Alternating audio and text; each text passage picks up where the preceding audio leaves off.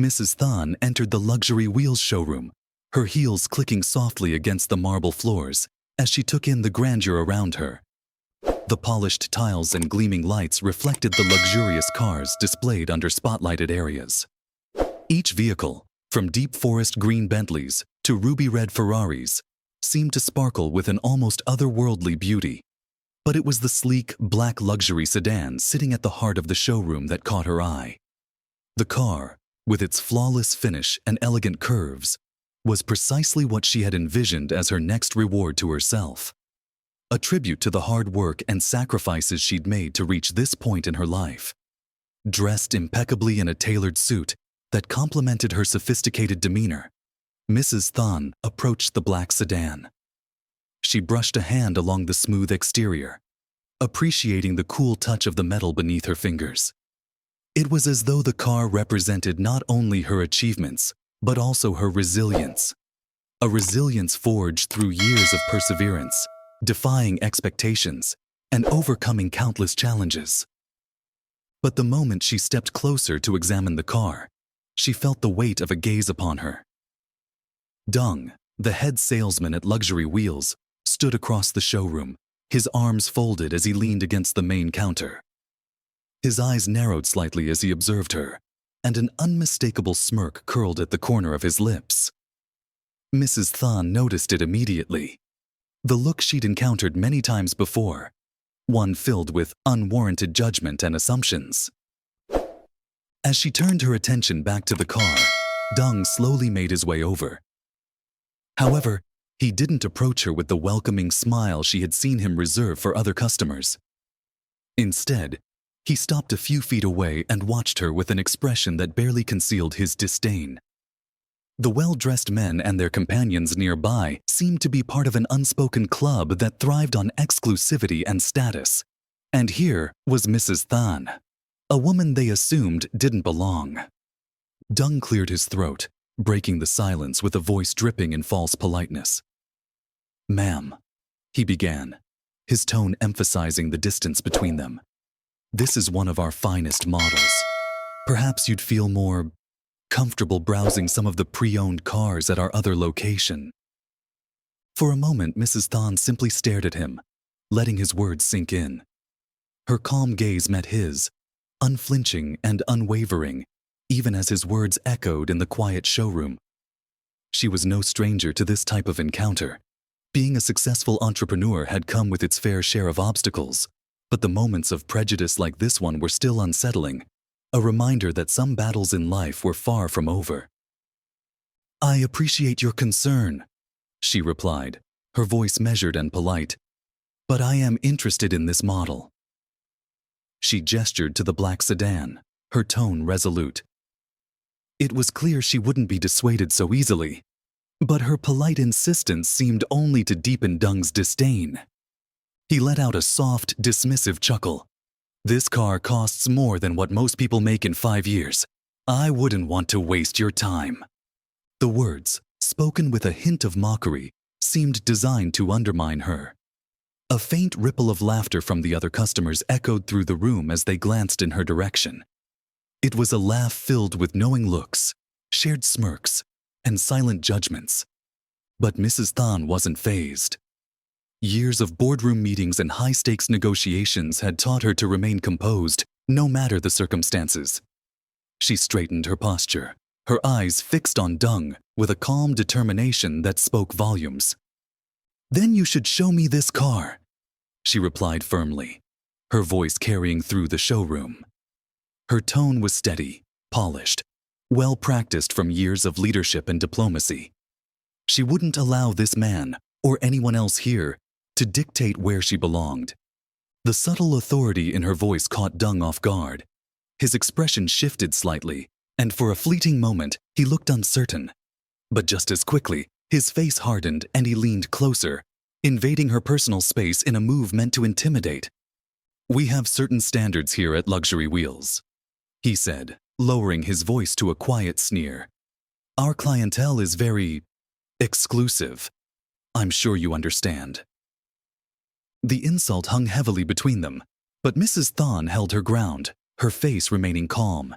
She had fought too hard and sacrificed too much to be cowed by a man like him. The smirks, the silent whispers, the judging glances, they were all too familiar. But she knew better than to react with anger.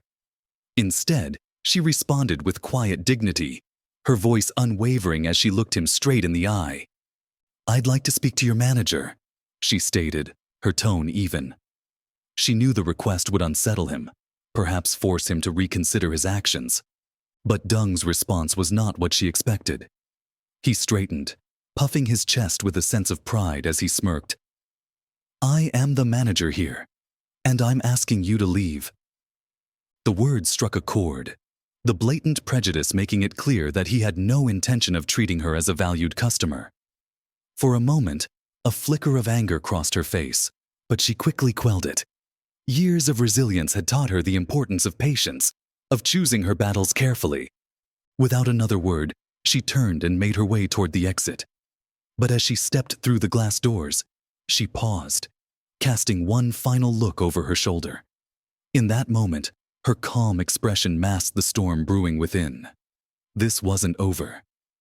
She had seen men like Dung before, men who used their privilege as a weapon, men who judged others based on superficial standards, and she knew exactly how to handle them.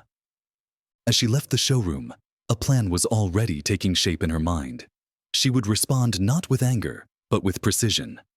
Her son, Min, a brilliant lawyer who specialized in civil rights and corporate law, would know exactly what to do. Together, they had overcome far greater challenges, and she knew he would stand by her, just as she had always stood by him. Dung's face turned an unsettling shade of pale as he stood across from Min, struggling to process the weight of the accusations laid out before him. Each page of the legal document in front of him detailed a case that went beyond a simple misunderstanding. It was a precise, calculated response to his prejudice, one that threatened not only his reputation, but also the standing of the entire dealership. Min observed him with an impassive expression, allowing Dung to fully comprehend the gravity of his actions. The composure Min exuded was a powerful contrast to Dung's mounting anxiety. Though Min said little, his presence alone was enough to make the seasoned salesman falter.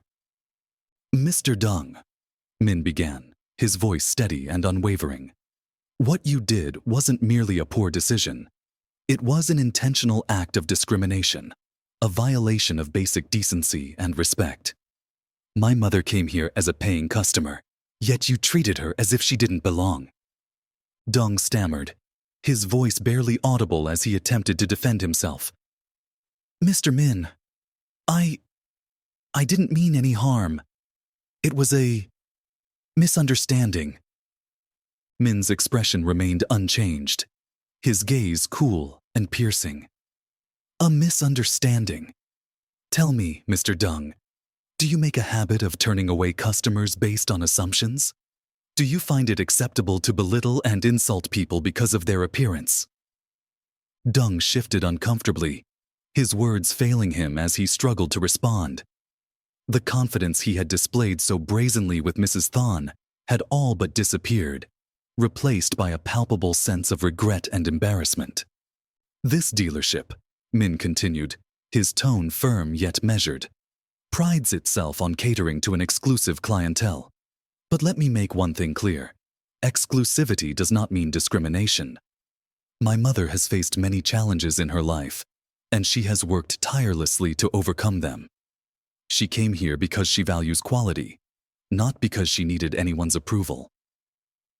Dung's gaze dropped to the floor, the weight of Min's words bearing down on him with undeniable force. He knew that no apology could undo the damage, yet he was at a loss, desperately trying to find a way to salvage the situation. Min glanced at his watch, allowing a brief moment of silence to hang in the air before continuing. "Mr. Dung, I could take this matter to court, and believe me, the case would be solid. But this isn't just about a legal battle. It's about setting an example. People like my mother should never have to face this kind of treatment, especially in places that claim to represent excellence and quality." Seeing no other option, Dung stammered an apology, his voice barely above a whisper. I'm truly sorry, Mr. Min. I never intended to offend her or anyone else. Min studied him for a moment, gauging the sincerity of his words. Though he doubted Deng's apology stemmed from genuine remorse, he recognized the lesson had been a hard one. This apology, Min said slowly, is not for me to accept. It's for my mother. And it's not enough to simply apologize. You'll need to change how you conduct business if you want to avoid incidents like this in the future. Deng nodded, his expression a mix of relief and trepidation. He knew that he had narrowly avoided a disaster that could have destroyed his career. Yet he understood that his reputation, and the dealership's, would be forever marked by this encounter. Min gathered the documents on the counter, his movements precise and controlled. He took one last look at Deng, who stood humbled and visibly shaken. This isn't over, Mr. Deng. I'll be watching closely to see if you truly learn from this experience. But understand this. People deserve respect, regardless of their background, appearance, or status. I suggest you remember that moving forward. Without waiting for a response, Min turned and walked out of the office, leaving Deng standing alone, his mind reeling from the impact of what had just transpired. The weight of his actions and the consequences he had narrowly avoided loomed large in his mind, a constant reminder of the lesson he had been taught. As Min walked out of the dealership, Deng was left standing alone, his thoughts racing, weighed down by the heavy realization of what his actions had cost him. He understood that this wasn't simply a passing incident, but a fundamental blow to his career, reputation, and values. The encounter with Min had shaken him to the core, leaving him with no choice but to confront his own prejudice and arrogance. In the days that followed, the story of Mrs. Than's treatment at Luxury Wheels quickly spread, drawing public outrage and scrutiny. Customers who had been loyal to the dealership began to question its practices, and the press seized on the opportunity to highlight issues of discrimination in high-end retail spaces. Luxury Wheels, facing an overwhelming backlash, was forced to respond. Under pressure, the dealership implemented new policies, including mandatory diversity and inclusion training for all employees, and a strict code of conduct designed to ensure respectful treatment of every customer. For Mrs. Than and Min, the experience marked more than a personal victory. It became a catalyst for change. Together, they established a foundation to provide legal support and resources for individuals facing discrimination in consumer spaces. Their story inspired others to speak up about their experiences, and with the growing support of the public, they launched a movement dedicated to promoting equality and respect in all facets of society.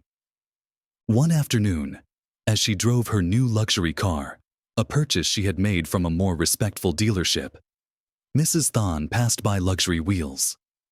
She glanced at the building, her gaze calm and steady, a quiet satisfaction settling over her. She had taught her son the importance of resilience, justice, and standing up for what's right, and he had stood by her with unwavering strength.